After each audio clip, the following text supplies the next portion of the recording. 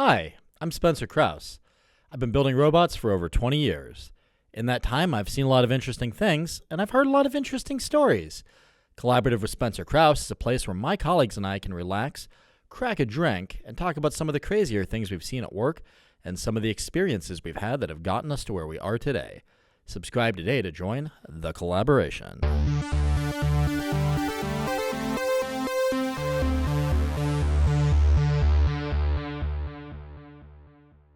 Welcome to the Collaborative Podcast. I'm your host, Spencer Krause. Our guest today is Ethan Nicholas. Ethan is the founder of the Pittsburgh Business Exchange. Ethan, welcome to the pod.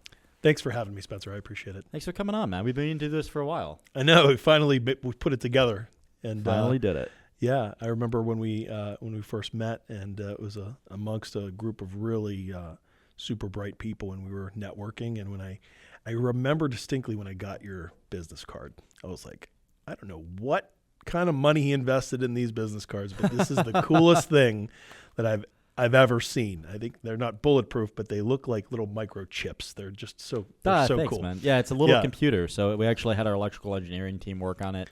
It went through 6 revisions until obviously the circuit works, like when you put chips on it, and then the design team took a pass because if the engineering team had done it without the design team, it wouldn't be as pretty.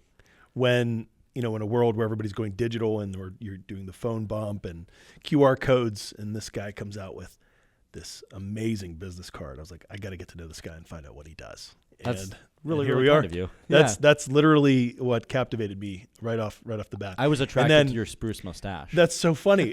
Jennifer Apicella came up to me and said, "Hey, how do you know that guy?" And I'm like, I just met him, and I was holding your card. It was a great discussion point. So. Thanks, man. Yeah, Jen's cool. She's done the pod as well. Is that right? Yeah. That's awesome. Yeah, she's wonderful. Yeah. So how do you know Jen? Like, when did you meet her? I actually met Jennifer whenever she was doing a little networking group. Not so little, actually. It was called Build 412 Tech. I was a brand ambassador for that. Is that right? And she's the kind of person who just brings you in. Her energy and her ability to make people feel good. And I said, oh my gosh, I want to either work with her or have her work with us, and it was just, it was the great first impression. And what was really unique is when I walked into her event, which was, I can't even remember what part of town it was in. Maybe it was Shadyside, but I remember walking into the room and I didn't know anybody except my buddy Matt Clark. It was the only person, Matt Clark, and then Ben Wilson from Rivers Agile. Another super guy. Oh, he's the best. I do like the orange shag carpeting he always puts in his trade show booths. Like, that cracks me up. Yeah, he actually just expanded his facility up into a really small town that actually not too far from my neighborhood. He's got, I don't know how many thousand square feet now, but he's really come a long way in a very short period of time. Good for him. Yeah, I know it's been interesting to see some of the moves he's made. And some of the really just great engineers he's associated with himself and with Rivers as well. Yeah, smart guy for sure. So tell me a little bit more about you. So what got you to decide you needed to start the Pittsburgh Business Exchange? Like when it's 15 years ago, so you've been doing this for a while, right? I have been doing this. My gosh. Okay, so I just looked at this the other day. I think the first event that I ever went to was in the summer of 2010. And I don't know if you remember Facebook, but never heard of it. Yeah. Have you ever heard of Facebook? That didn't come out right. So I don't know if you've ever heard of how when Facebook used to allow you to bring people into groups without your permission. Like back when in its infancy, where you could bring people in your network and your friends that you friended or whatever into little groups. And this woman named Michelle had started a Facebook group called Pittsburgh Social Exchange is what it was called back in the day. And she dragged a bunch of people into this group. And this is just my recollection of it. And I ended up adding myself to that group. And I got an invite to Angel's Arms, which is up on the South Side Slopes. And I went to this really cool party. And I said, this is great. I want to get involved. And I ended up becoming a member for like $149 or something. I found out it was just run on a spreadsheet. And to make a long story short, I ended up purchasing the organization over the next year. Oh, let's cool. just say. And we didn't have any money. So we hired interns. I know the feeling. And we were on the 9th floor of the Penrose building in the Strip, which is now a high-end luxury condo association with a parking garage right next to it. And I remember walking into the office for the first time, and we needed office space, and the gentleman who we were renting it from offered it to us at no cost at first, because he had owed me a couple of bucks from something that didn't come to fruition. And long story short, we walked in, and on the radiator, there was a bird's nest. I mean, there was a hole in the window. I mean, this place was really shaggy. And I bought some paint. We had a friend come in and help steam clean the carpet, and we hired some interns that got college credit, and the Pittsburgh Social Exchange became a real thing instead of just a spreadsheet and a Facebook group. Nice. That's literally how it, and I had got let go from a job, and my ego was hurt a little bit. And I said, you know what? I'm doing this Pittsburgh Social Exchange thing, which ultimately became PBX, the Pittsburgh Business Exchange.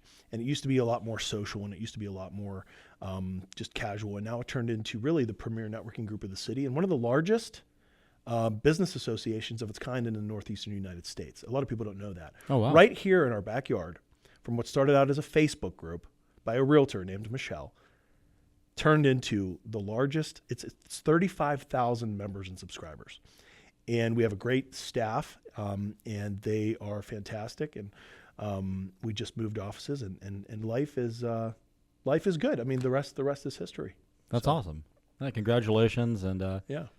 How do you so like, I mean, it obviously takes, like a kind of a set of stones to just be like, I want to buy what you got. Like, how did that come about? Like, at what point did you decide to like purchase the list and the group from Michelle? You're getting a story that a lot of people have never heard before. So love that. Let's go to the beginning when, let's just say, Michelle had a business partner named Scott, and Scott didn't want to be a part of it anymore. So I purchased his half of the company for $2,500.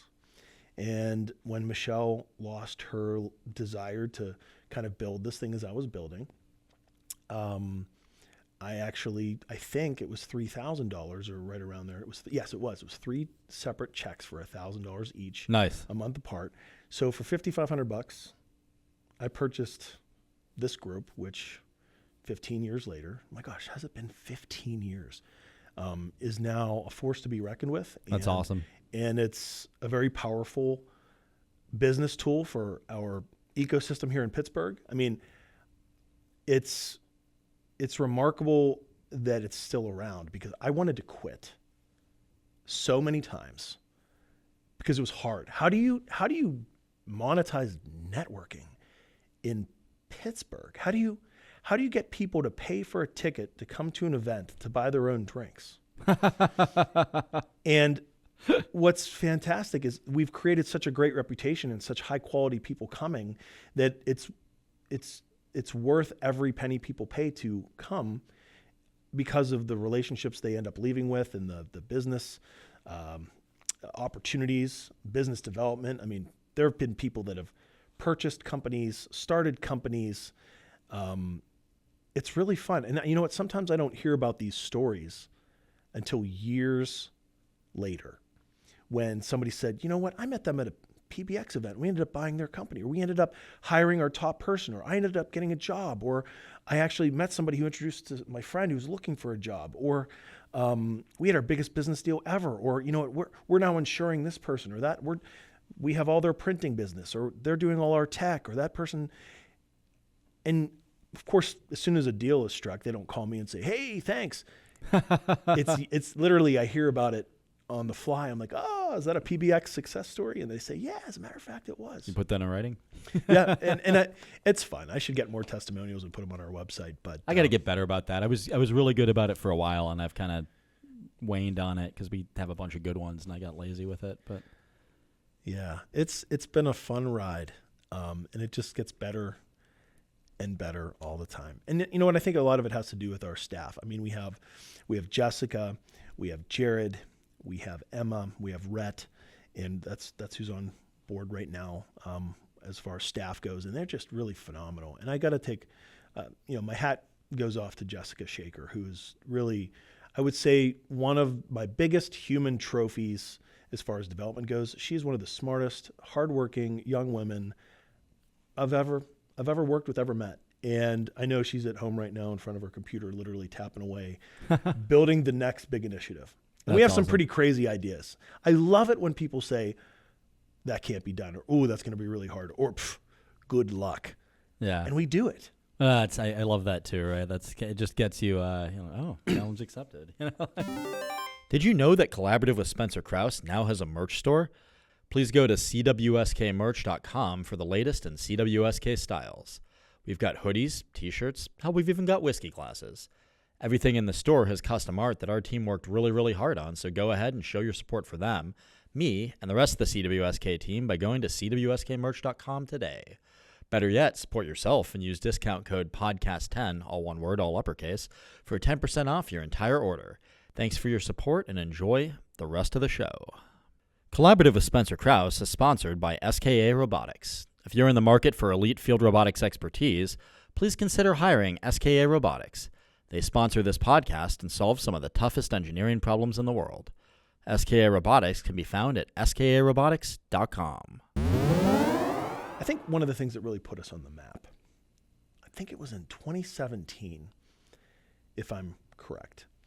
John Graff, who owns the Priory Hospitality Group, one of our longest members, had purchased the Westinghouse Castle in Wilmerding.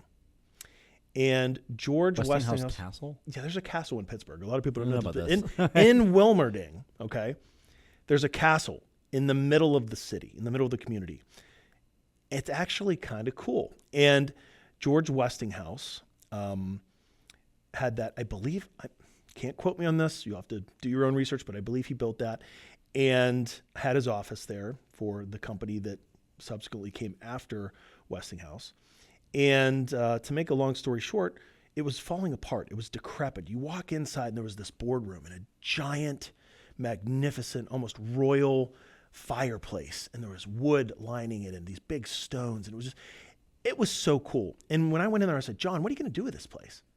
And he said, we're going to turn it into like a mini Nemacolin. We're going to make this a destination kind of place. And he has a big imagination, and he had some really cool dreams, and it's paid off for him a lot. What we wanted to do, as I said, John, let's have an event here. He's like, Ethan, we don't even have running water. We don't have electricity. I mean, there's stuff coming through the ceiling. There's like plaster on the floor. That's awesome. I said, trust me, we can do this, but we won't do it inside. Let's do it outside. Perfect loophole. So the thought of having this party was kind of a big risk for us. We said, all right, we're going to need tents. We're going to need floodlights. So I called this guy named Martin. I think his last name is Potagny. I think I'm saying it correctly. Sorry, Martin, if I'm blowing your last name, I apologize if you're listening to this right now. And he's one of the most artistic. He has one of the coolest minds. He said, all right, we're going to need 18 giant color-changing floodlights. That's what he said. He's like, we're going to need a generator. So I had to go get a generator. And we talked to this guy about getting a generator. So we had electricity, and then we had these floodlights. And then Martin shows up with this iPad and is changing the color of the castle. Everybody in town is wondering, what is going on? And then, in order to create the buzz, I said, come join us at Westinghouse Castle. And people are like, there's a castle in Pittsburgh? Just like you. And what I did was I invited 3 key people. I sent them certified letters on paper that looked like brown, old paper from like the 1800s. I sent one to Elon Musk. I sent one to the CEO of Westinghouse, and I sent one to George Westinghouse IV. Oh, nice. Who I found out was living in Atlanta. I never heard back from Elon Musk. That son of a bitch. Like, this is before everybody really knew who he was. That worked for me in 2013. And I never heard. Yeah, I never heard back. I got a really lovely letter from George Westinghouse IV in the most amazing calligraphy, almost like his great-grandfather would have written back, Oh, that's saying, I'm interesting. sending my regrets. Yeah, but like he responded in kind. Oh, he did. Yeah. And he says, I can't make it. But wouldn't you know, the current interim president of Westinghouse showed up. Nice. And when he was there, my buddy Brian says, hey, this guy looks like he's pretty important. And when I realized who it was, I said, well, let's have him speak on the program. So he took the mic and talked a little bit about the history. And we had congressmen and congresswomen. We had all these executives come in, and it kind of put us on the map. That's awesome. And from there, we realized, man, we're really good at this. And the rest is really, really history. So that's awesome. yeah, that was one of my, and then I would say my most proud moment with PBX would be our Jim Roddy Leadership Award that we created in honor of my dear and late very good friend and mentor, Jim Roddy. Sorry to hear about that. Yeah, he was our first county executive here in Allegheny County, and what a wonderful man. And I learned so much from him. I learned about having a great sense of humor, helping people, and about compromise. Meeting people in the middle, getting things done, moving forward without all of the polarized black and white. There is a way to work together in any situation, and that's some people really can't do that. Like it's hard to do sometimes. I've been getting better at it through my career too. I mean, I think you have to put your ego on the shelf, which is not easy to do. I think for humans that haven't had to cultivate that skill yet.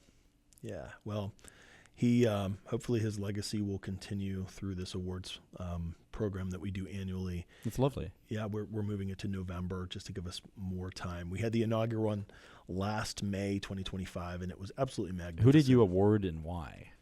Well, actually, there were two recipients. One was Laura Ellsworth with Jones Day. What a wonderful woman. I think she even ran for governor at one point. She's probably right now solving world peace in Africa from her office in town. She's just a lovely human being. And then, of course, actually somebody who's also a very good friend of hers was Mark Nordenberg, the other recipient. So Jim Roddy wanted to name the first two recipients. He actually, when he was alive, I said, Jim, I want to do this for you. I want to, in your name one day, you're not going to be around forever. I said, I want to create an award in your name. And he goes, huh. And he smiled. And at the next meeting, I said, I'm serious about this. So let's do this. And he said, I'm willing to do this, but I'd like to name the first two recipients. And he named the former Chancellor of Pitt, or Chancellor Emeritus Mark Nordenberg, nice. And Laura Ellsworth.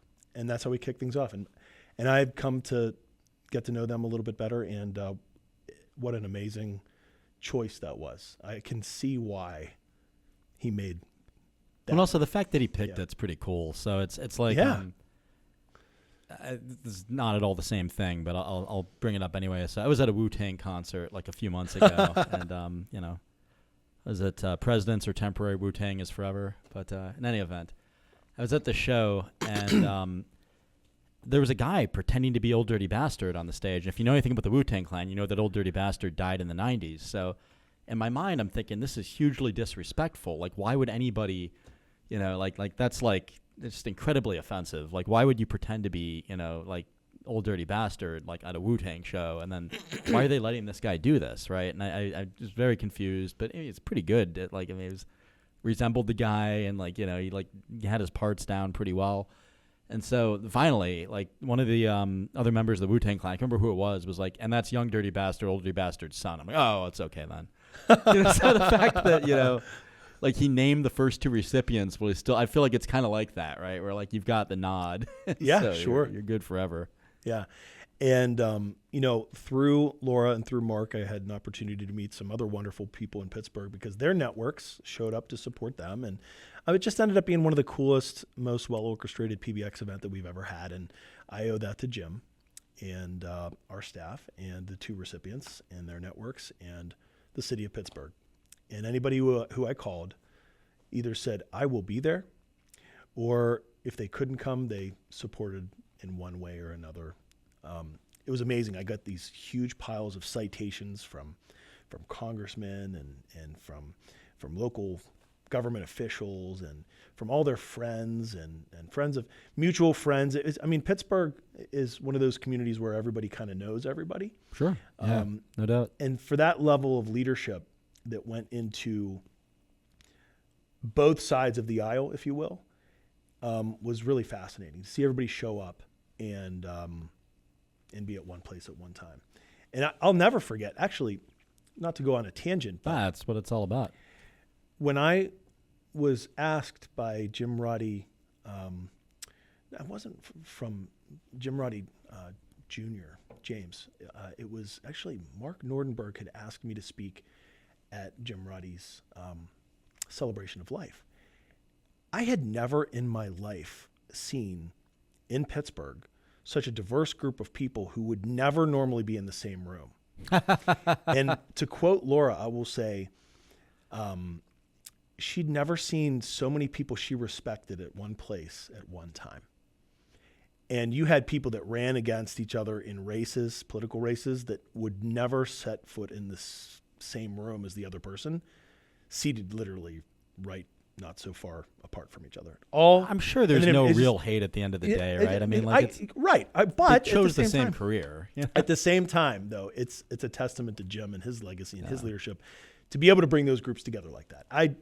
It still blows my mind. And I think Pittsburgh needs more of that. I think Pennsylvania needs more of that. I think every part of the United States needs to find a way to work together. I agree. I couldn't agree more. And I think it's cool that, Jim decided to make Pittsburgh his home because he originally wasn't even from here. But yeah, it's so funny. We were talking about PBX and I ended up talking about Jim for so long. I mean, he's had such an impact on me. He sounds like a great guy. Yeah, he was wonderful.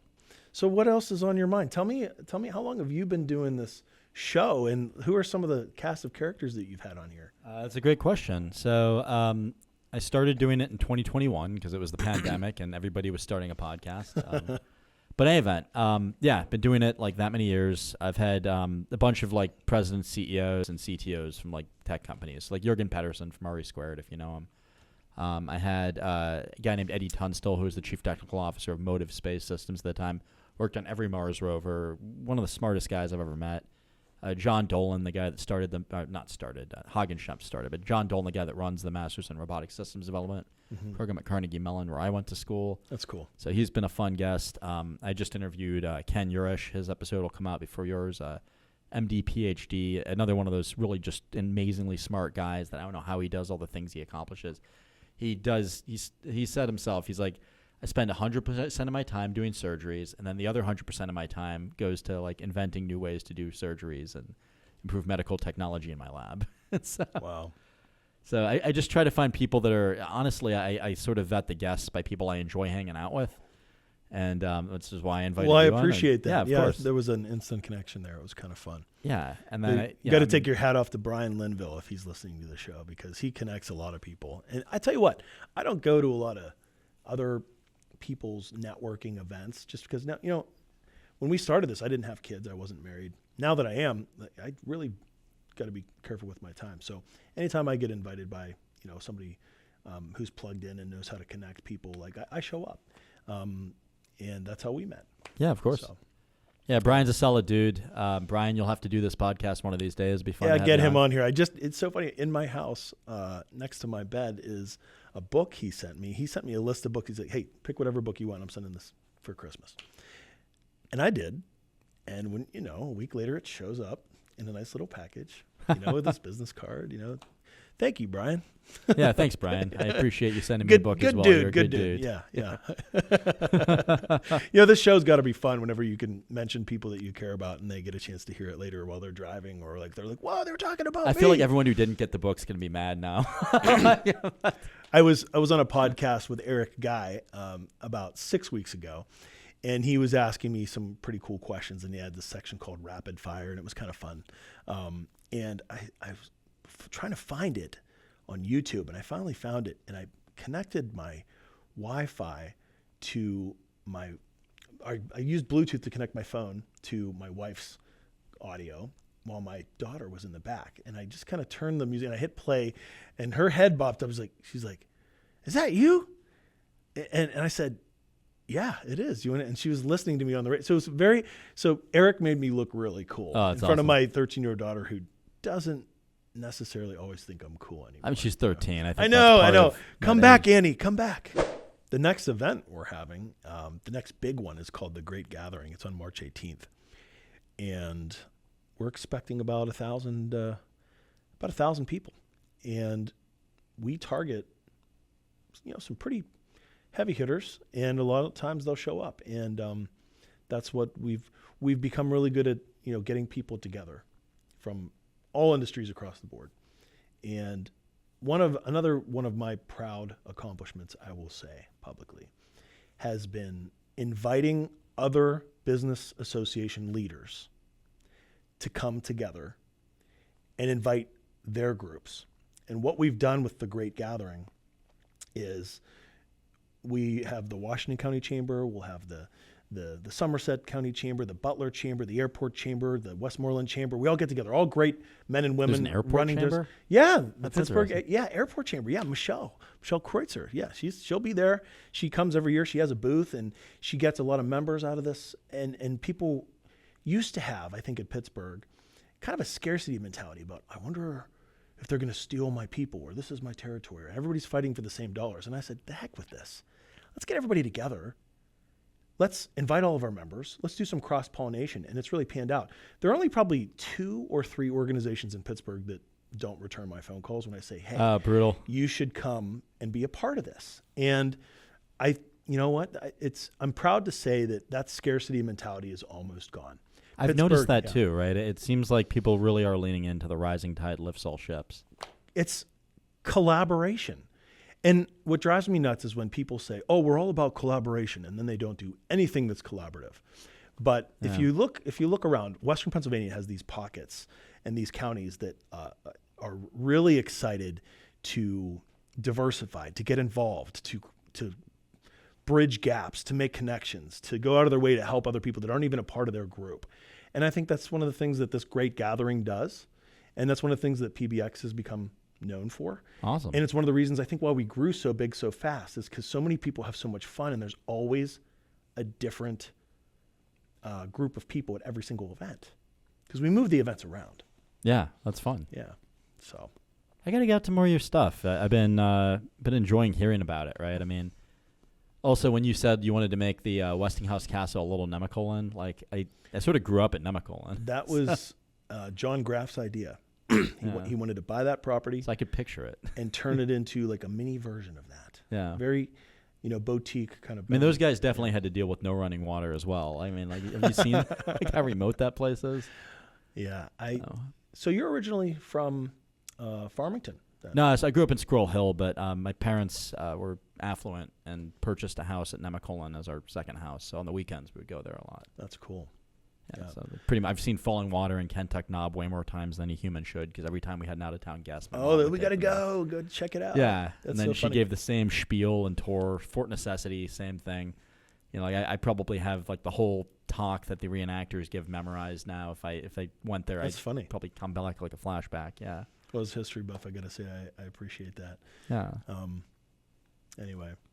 Yeah, So, I mean, there's only so many things to do in Farmington, right? So it's like you kind of cycle through them pretty quick. And I mean, like same. Like if I showed up at Nemacolin now, I would know my way around. Like like what road? I'm sure they've done a lot of new construction. What's that little bar that's like at the You know, bottom the of the tavern? hill? Is that it?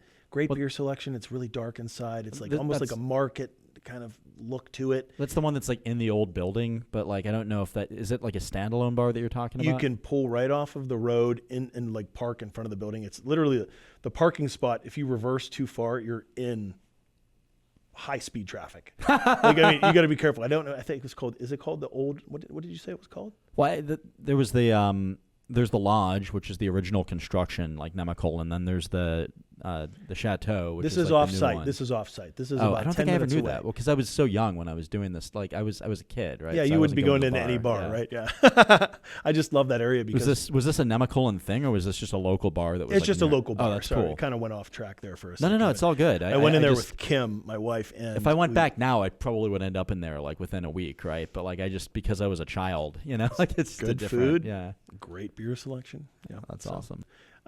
we had our honeymoon at Oh, that's Nemacolin. cool.